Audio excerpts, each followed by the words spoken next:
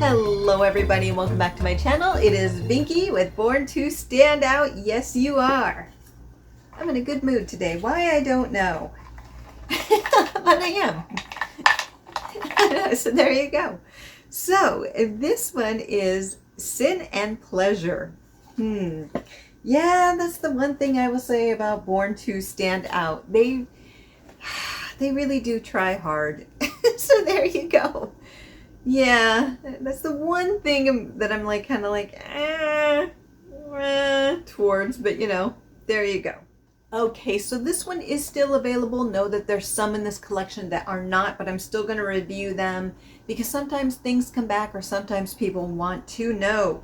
But this one will cost you $210 for 50 milliliters, and Sin and Pleasure juxtaposes deep dark notes of leather, oud, and oak moss with mouth-watering gourmand notes of caramel.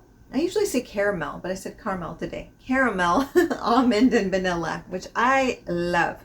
The initial narcotic sweetness deepens into a velvety and opulent scent that becomes more and more addictive as it dries down. Pleasure is a sin, and sometimes sin is a pleasure. Seduction. Period.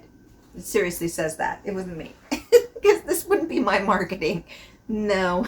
So there you go. Why is pleasure a sin?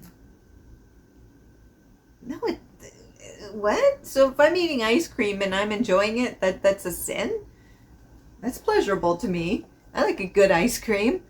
That's happiness. Anyway, I know the marketing. I don't always get it, but that's not for me to understand.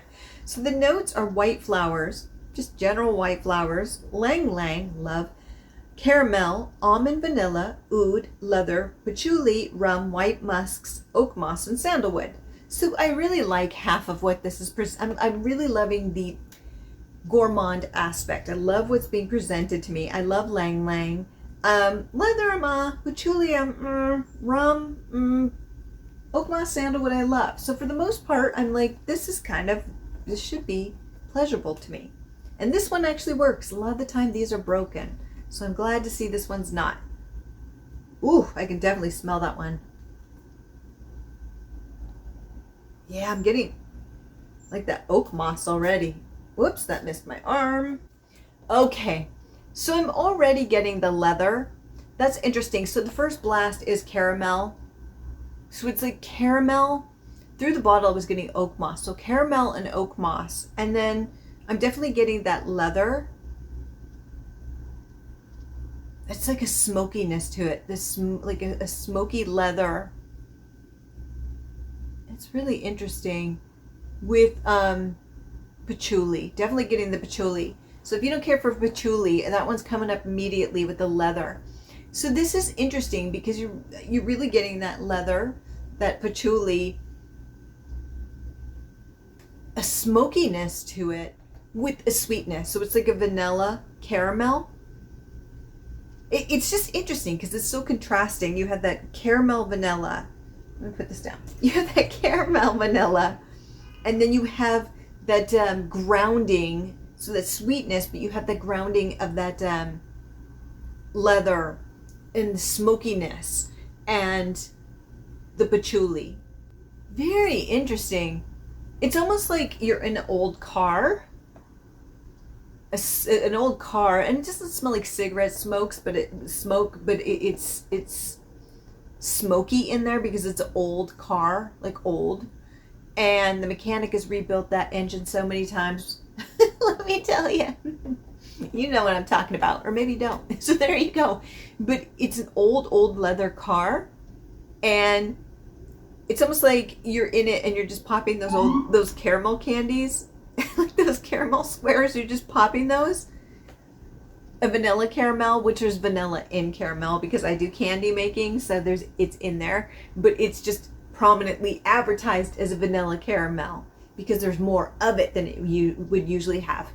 But this one's really nice. It's I actually like this one. I didn't think much of this one.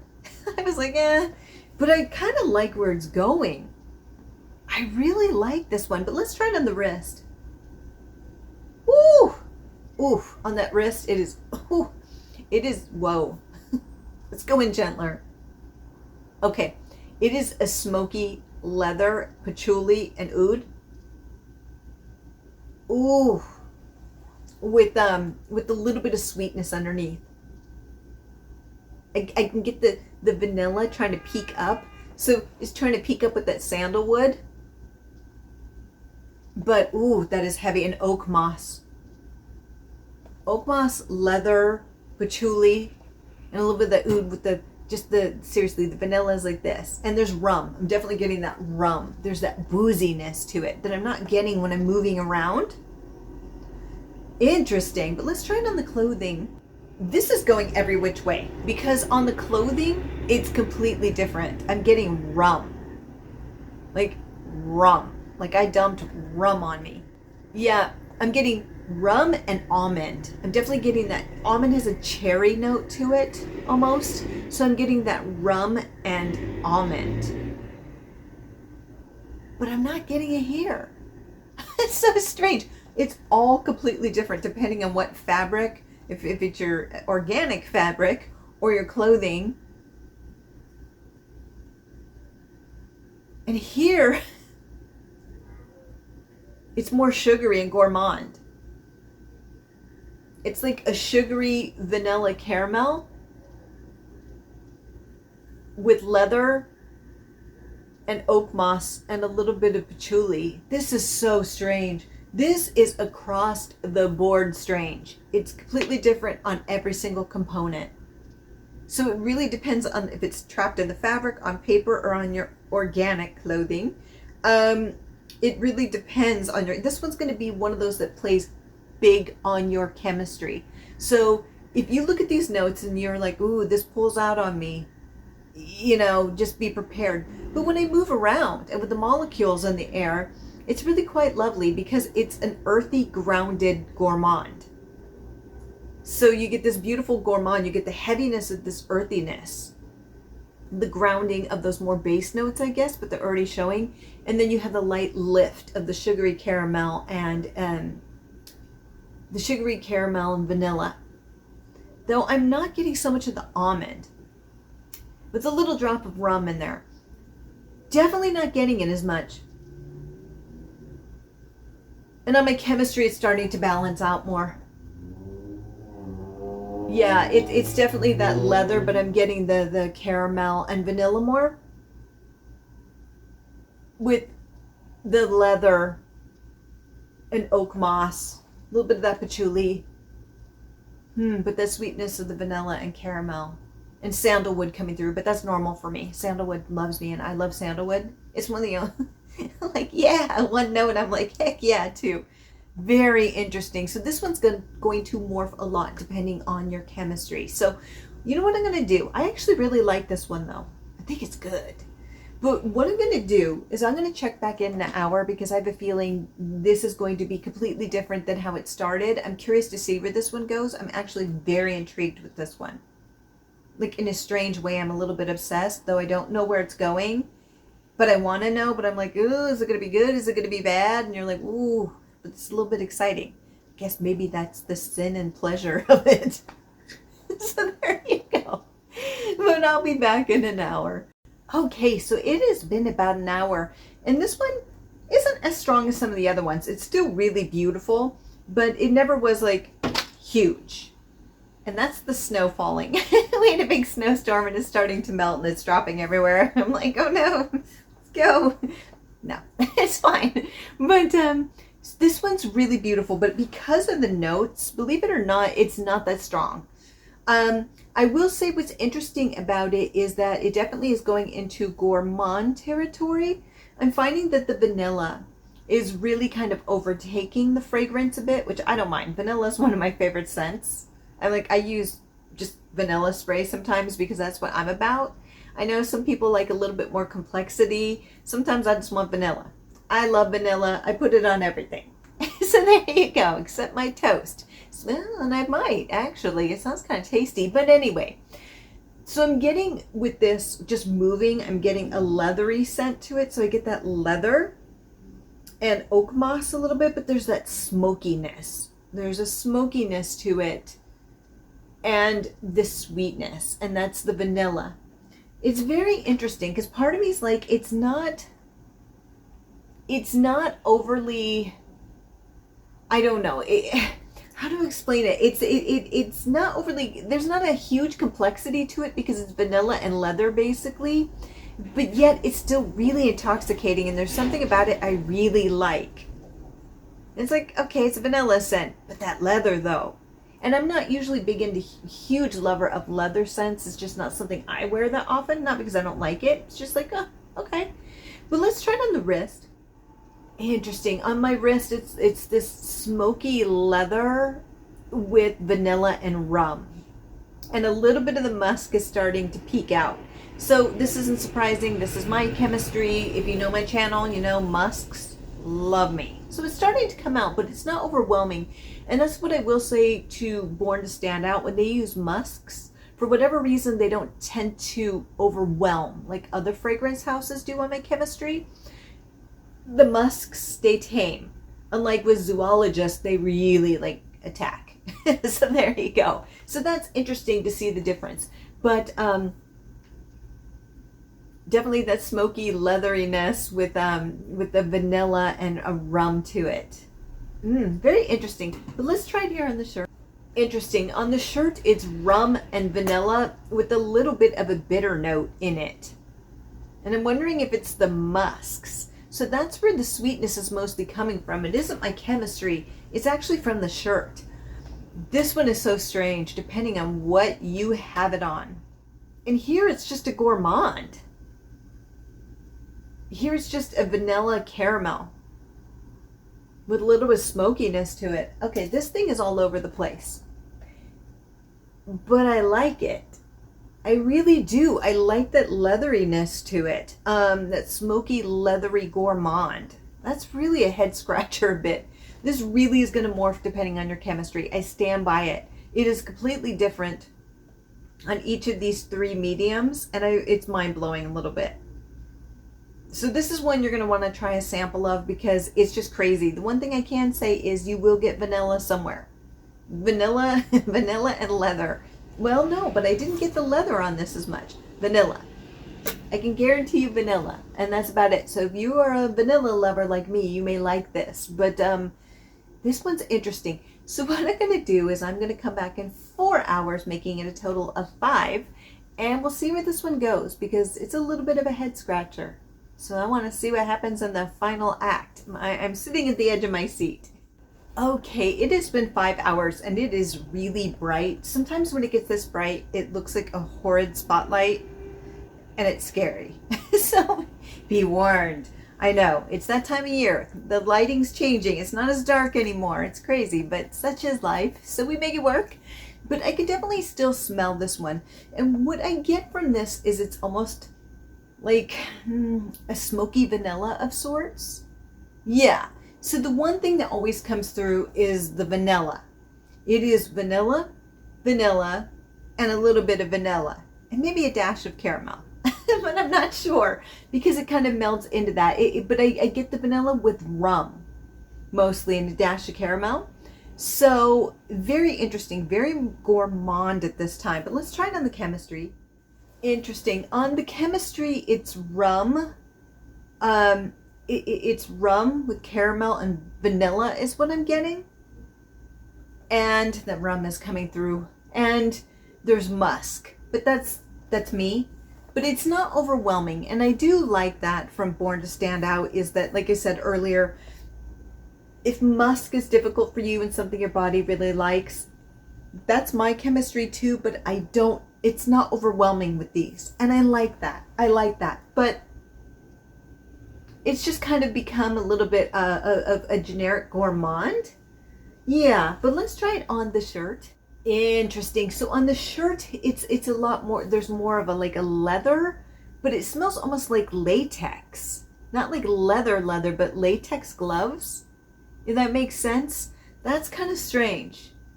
Yeah, it has the same sweetness, but with latex, which isn't a smell I normally go for, but I mean, if that's your jam, great. For me, it's not. It's kind of like a vanilla latex. Yeah, it's like vanilla, caramel, and a little bit of rum. I did pick up a little bit of white florals on my chemistry, but not getting it anywhere else. And Lang Lang normally wipes everything out for me. This is very strange. So this is what I will say about this one. There's always a little bit of smoky vanilla, but I mean, I'm finding that this is eventually, after 2 to 3 hours, turns into a gourmand.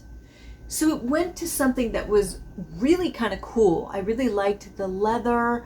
I liked that smokiness of the leather, and I liked the oud, and it mixed with the sweetness. It was this very cool perfume. I really enjoyed it. I was like, oh, this is really cool. And then, I don't know, it just kind of became a little bit generic. So it went from, oh, to a little bit. Not that it's bad, it's just for $210, you got to bring me more than just a general gourmand. I want just a little bit more than that. And when I move around, I still get a little bit of that smoky vanilla. I'm still getting that smoky vanilla. But I feel like there's probably other scents that are similar to this. And yeah, it's a weird, like, powdery smoky vanilla. And I love powdery vanillas. But I don't know. It just went from being something really unique with that leather and that oud, to just kind of being, with that smokiness. It was just so cool. I don't know how I feel about this one. This is one of those ones that I'm kind of on the fence with, where I'm like, I don't know how I feel about this one. It's not that it's bad. I like it, but it just kind of lost a little bit of its magic as it moved along. If that makes sense. Kind of jumping into how I would classify this, and the only reason I'm jumping to that is it kind of fits with my mindset right now, is that when it started, it was very much, I could see this is kind of a strange thing to say. All fragrances are for everyone. You wear what you want. But if we're going to classify things, usually gourmands are seen as more feminine, but this was kind of a masculine gourmand because of that smoky leather and woodsiness to it. And that's what was unique about it. It became like a masculine gourmand, which I don't get enough of. I want more. And this kind of fit that.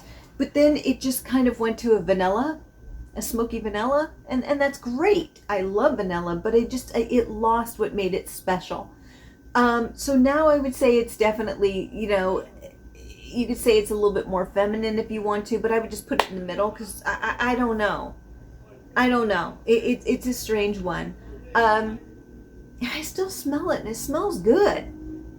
It's that smoky vanilla, but it's just, I don't know. It just loses a little, it just lost that special spark. I really loved it at first, really loved it. But if I were to give this a specific season, I would say that this is not something you would want to wear in summer, unless you're not in a really humid, hot place in the summer, then go for it. But I feel like this would do really well in like fall and winter and late spring. I think this would be perfect because of those sweet notes. They could be a little bit cloying by sun. They can be a little bit cloying, in certain like heat, a little bit. But you do what you want. I'll give you 2 thumbs up.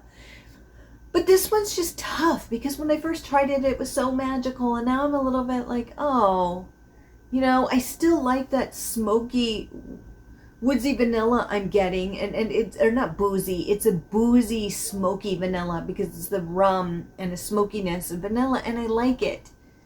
But I go back and forth with this one. So I don't know what to do. I guess if I was going to give this a score, with the initial first 2 hours, I probably would have given this an 8 because I really liked the uniqueness of it.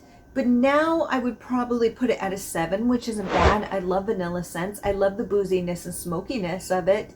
But I don't know. I think this is one I would need to revisit to truly try to understand it again, because it's a little bit head scratching because it was different on my chemistry, to my shirt, to the paper, and then it morphed, and it's still different from all 3 of those things. It's really going to morph depending on what your body chemistry is and what you spray it on. It's a strange one. This one's a strange one. I really don't know what to say. Don't know what to say. But yeah, that is my ranking for this one. A real head scratcher. It really is. So, I know. I don't get many of those, but this one is it. It really is an enigma of sorts. But with that, have a fabulous day, my friends. Unless you are here for the K-drama suggestion, which we will talk about now. Okay, so this one, of course, is going to be another heavy one. And this one is a very long one. This is 24 episodes. Now, it used to be normal with Korean dramas, even like for years, that there would be tons of episodes. Usually it was 20 episodes was normal. And then you have the dailies, which go on forever, like 150 episodes. But like 20 was it, then it went to 16. Now it's slowly getting lower, but this one's 24, and it is a lot. So I'm not going to get too much into it. I'm going to tell you the gist of it. But this one is for those out there who love historic K-dramas. Now, I'm going to be honest, I'm not a huge fan of historic K-dramas. They're not my favorite. But this one is definitely worth checking out, and it is called Mr. Sunshine. I know, I just called it the wrong thing. I know. Mr. Sunshine. There you go. So this one is very interesting. So, of course, there's drama added to it. Not everything that happens in this historic drama is correct. Some of it's very exaggerated, and some of it is very true. So I'm not going to get too much into the plot line. There's 24 episodes, but it basically talks about the occupation of Korea before the full occupation from Japan, which occurred, which is a big part of Korean history and recent history. And then, of course, beyond that, we go into the Cold War and such because of these things that it's a long history. It's a dramatic history. It's a very sad history. During this time, I mean, I don't want to speak too much on it because it's not necessarily my history, and I don't know it as well as others. But there was this desire around that time, which is interesting because I didn't know how many hands were, in the pie, which was Korea at that time, including the US. There was a lot of games being played with Korea, and I think Britain was another one. There was a lot of countries kind of using it as a token during that time, and you'll see it through this drama. But it was kind of, what's frustrating is it used to be Joseon, the Joseon people then, instead of modern day Korea.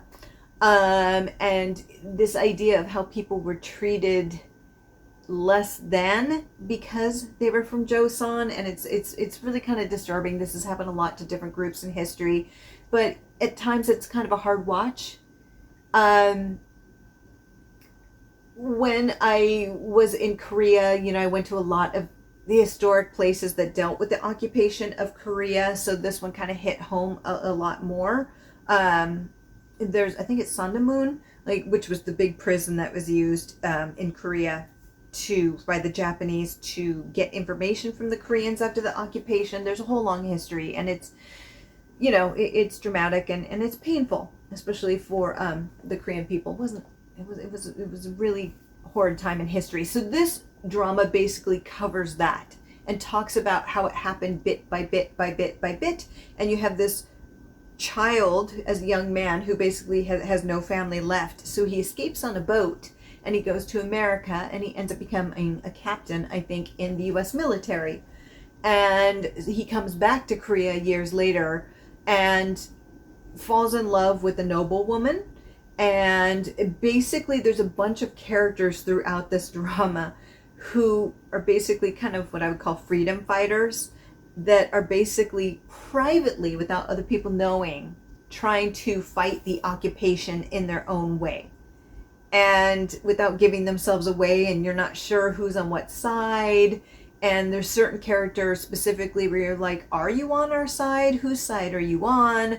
And it's kind of interesting to see how it all comes together and what happens to all these individual main characters and their viewpoint on what's happening in Korea and how they go about it. And there's a character you love to hate. He's the anti-hero to a degree. He's Korean by birth, but basically goes to Japan and becomes a samurai. And so he's caught in between because he's Jo-san, but on the other hand, he's gone to Japan because, I think the writing's on the wall what's going to happen in Korea. So it's like, do you pick the losing side or the winning side? And it's kind of interesting to see the psychology of it. Charismatic as heck. That actor, actually, he was in, I didn't finish it, but I saw Hospital Playlist. I know a lot of people love it. That wasn't one of my favorites, so you won't see it on the list, but I was like, is this the same actor? It was so strange seeing him as this doctor versus that role. I mean, he really transformed. So very, very cool. I love actors who can do that. But just to see all of these different characters and how they deal with the occupation, the oncoming occupation, and what they do to try to prevent what basically is going to happen. It's not a spoiler. We all know it happened in history. And if you don't, it did happen in history. So it's not going to ruin anything. So there you go. But because of that, seeing people put under the thumb of other people and not necessarily being able to get a lot of wins is depressing. Because when you watch a K-drama, you want justice. You want the tides to turn to where you're like, yeah, they're finally getting theirs. And I can say that's not necessarily the case with this one. So if you're looking for a hurrah, yeah, fighting, it's not going to be that. It's just not, because it can't be historically. So just know that going into it. It's depressing. It's long. It's a slow burn. This isn't a fast moving show. This is very slow burn, big into character building and history building. So just know that.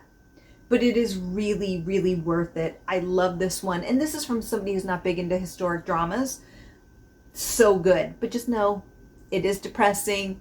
You're going to be depressed. It's thought-provoking. And just realize this stuff did happen in history. And there were people who sacrificed their whole lives to basically keep Korea alive when basically other people were trying to rob them of their identity. So yes, big thumbs up for Mr. Sunshine. Big thumbs up. And with that, have a fabulous day, my friends. Bye.